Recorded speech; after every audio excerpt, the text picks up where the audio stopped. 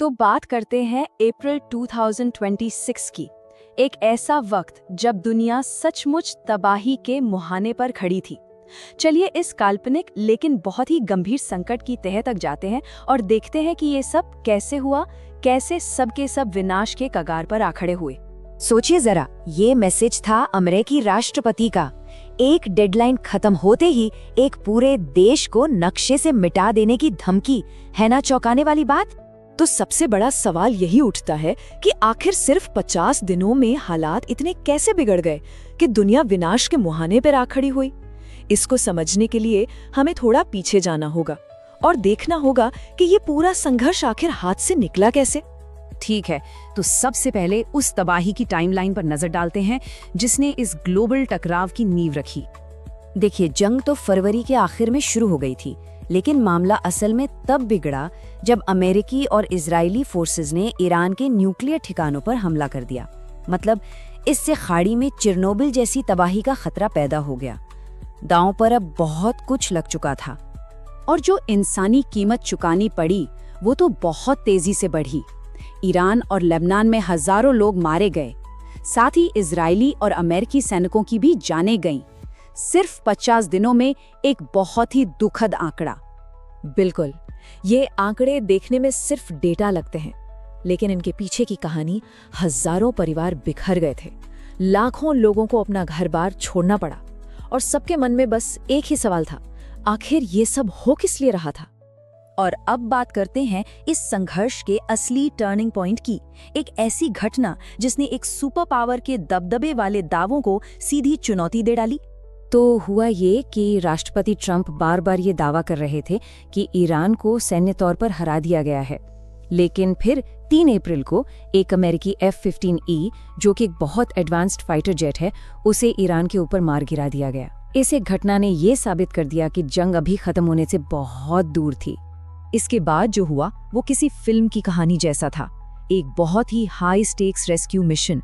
Crew के 2 सदस्य दुश्मन के इलाके में इजेक्ट कर जाते हैं और बस वहीं से ईरानी और अमेरिकी सेना के बीच 24 घंटे की एक रेस शुरू हो जाती है। CIA ने तो झूठी खबर भी फैला दी कि क्रू को बचा लिया गया है ताकि ध्यान भटकाया जा सके, लेकिन पर्दे के पीछे अमेरिकी स्पेशल फोर्सेस अपने पायलट को निकालने के लिए एक बहुत बड़ा और खतरनाक ऑपरेशन चला रही थी। और वो कामयाब भी हुए। एयरमैन को बचा लिया गया और तुरंत ही ट्रंप ने इसे एक बड़ी जीत की तरह पेश किया। इसे ईरान के एयर स्पेस पर पूरे कंट्रोल का सबूत बताया। इसे अमेरिकी ताकत के एक जबरदस्त प्रदर्शन के तौर पर दिखाया गया। लेकिन जमीनी हकीकत कहीं ज्यादा पेचीदा थी। इस बचाव अभियान की एक बहुत बड़ी कीमत चुकानी पड़ी। एक F-15E गिराया गया, एक A-10 सपोर्ट प्लेन क्रैश हो गया, 2 ब्लैक हॉक हेलीकॉप्टर पर फायरिंग हुई और 2 ट्रांसपोर्ट एयरक्राफ्ट को तो वहीं नष्ट करना पड़ा। इस सब ने दिखाया कि अमेरिकी सेना के लिए खतरा कितना बड़ा और असली था। उस जेट के गिराए जाने की वजह से 7 अप्रैल को हालात बहुत ज्यादा तनावपूर्ण हो गए। पूरी दुनिया एक बड़े टकराव के लिए तैयार हो रही थी और फिर जब लग रहा था कि अब कुछ नहीं हो सकता, तभी एक हैरान करने वाला मोड़ आया। ट्रंप की डेडलाइन खत्म होने में सिर्फ 90 मिनट बचे थे और तभी पाकिस्तान ने दखल दिया। एक चौंकाने वाले डिप्लोमेटिक मूव में उन्होंने सीधे ट्रंप से बात की और 2 हफ्ते के सीजफायर पर डील पक्की कर ली। ऐसा लगा जैसे दुनिया ने राहत की सांस ली हो। लेकिन ये राहत की सांस ज्यादा देर तक नहीं चली। कुछ ही घंटों बाद शांति की सारी उम्मीदें टूट गईं। इजराइल ने ये कहते हुए कि लेबनान इस डील का हिस्सा नहीं है, लेबनान पर युद्ध की सबसे खतरनाक बमबारी शुरू कर दी, जिसमें 300 से ज्यादा लोग मारे गए। इससे फौरन कंफ्यूजन और अविश्वास का माहौल बन गया।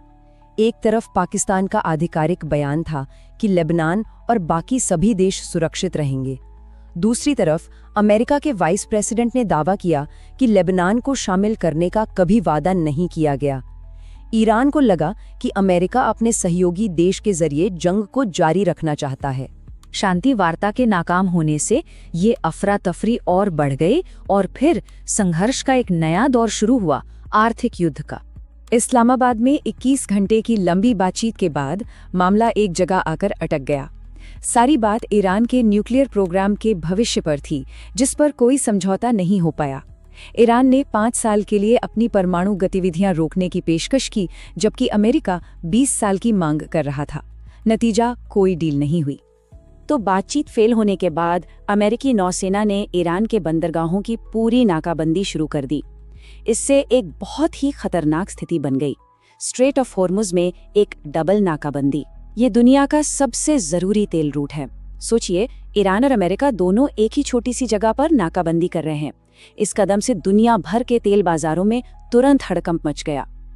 और अब जरा इस उथल पुथल को देखिए। 17 अप्रैल को ईरान घोषणा करता है कि स्ट्रेट ऑफ हॉर्मुज व्यापारिक जहाजों के लिए पूरी तरह से खुला है। अच्छी खबर है ना? लेकिन नहीं, 24 घंटे के अंदर ही पूरा यू टर्न, वो स्ट्रेट को फिर से बंद करने का ऐलान कर देते हैं और जहाजों पर फायरिंग शुरू कर देते हैं। ये दिखाता है कि हालात कितने अस्थिर और अप्रत्याशित थे। और ये सब उस नाजुक जमीन को दिखाता है जिस पर दुनिया खड़ी थी, और वो भी तब जब उस अस्थायी सीज़फायर का वक्त खत्म हो रहा था। तो 22 अप्रैल तक की स्थिति ये है। अमेरिका ईरान का मुख्य सीज़फायर आज खत्म हो रहा है। इजराइल और लेबनान के बीच एक अलग अस्थायी सीज़फायर चल रहा है। दोनों तरफ से नाकाबंदी जारी है।